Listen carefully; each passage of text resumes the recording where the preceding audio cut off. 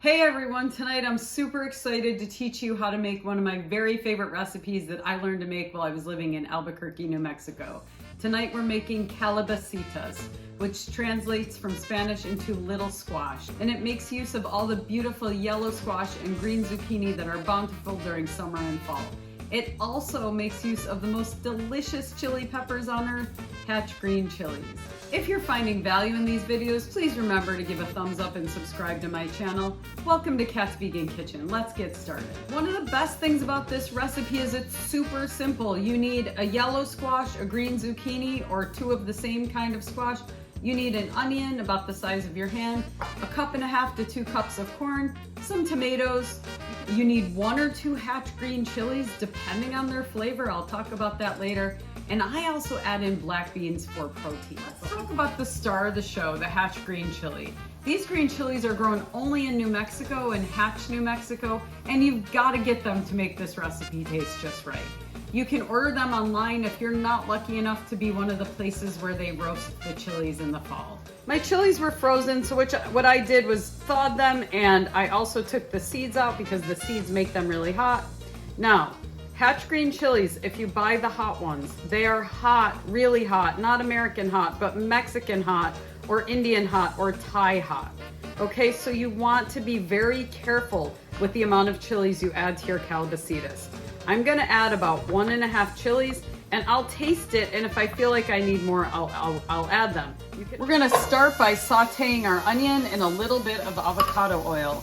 I used about 1 cup of onion, which is about half of onion that's about the size of my hand, and I'm using yellow onion. Onion's been simmering, it's starting to get translucent, and I'm gonna add in those beautiful Hatch green chilies, and I'm gonna stir them around so it's nice and mixed in. It doesn't look like much, but I promise the heat on these things is really powerful. I'm gonna saute this over low to medium just until I start to smell that green chili, or you can do it for about a minute. That chili is super fragrant, so once I smell it, I'm gonna toss in my clove of garlic, and I'm gonna saute that, and I'm gonna wait about 30 seconds until that garlic is nice and fragrant. At this point, it's super easy. All I have to do is add in my little calabacitas, my squash, and I'm gonna saute it to make sure it gets coated with all my delicious spices, my onions and chili peppers and garlic. Notice the size of my squash. You want your squash chopped pretty small. You can even chop them a little bit smaller than this if you want. Okay guys, so when you're cooking vegetarian food, what you want to remember is your vegetables are the star of the show. So if you look, my zucchini is bright green, my squash is bright yellow. You don't want to overcook your vegetables or they won't taste as good. So at this point, they've been sauteing for maybe about 5 minutes. I'm gonna add in my last couple ingredients. Okay, I am adding in about 1.5 cups of frozen corn. You can add fresh corn too. Now that is just gonna steam off, and it'll add a little bit of liquid. A lot of times I will stop right here with this recipe, but from here on, I'm gonna give you a couple of options. So a lot of people will put tomatoes in their calabacitas.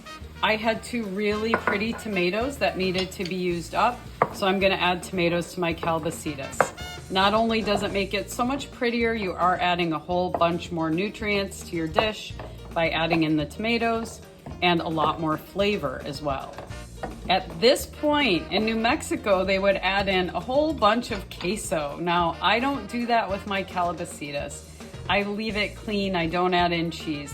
But if you want to add in plant-based cheese, it makes it delicious. They use cheddar cheese in New Mexico.